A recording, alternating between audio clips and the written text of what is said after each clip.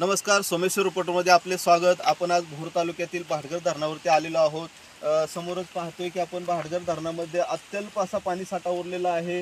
8% पाणीसाठा उरलेला आहे। हा 8% पाणीसाठा भाटघर धरणाशेजारील 8 गावांना पिण्यासाठी तसेच बोर शहरालाही या पिण्याच्या पाण्यासाठी याचा उपयोग केला जात आहे।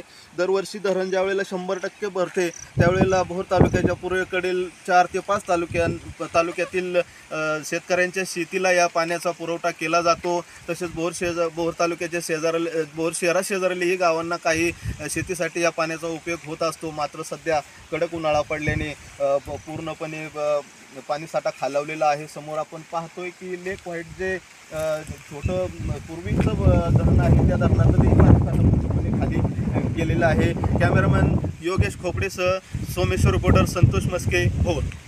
भाटघर धरण क्षेत्रातील पूर्णपणे खालावलेला पाणीसाठ्याचे क्षणचित्रे आपण पाहत आहोत। समोरच आपल्याला जे छोटं धरण दिसत आहे ते लेक व्हाईट या नावाने ओळखलं जातं आणि या धरणात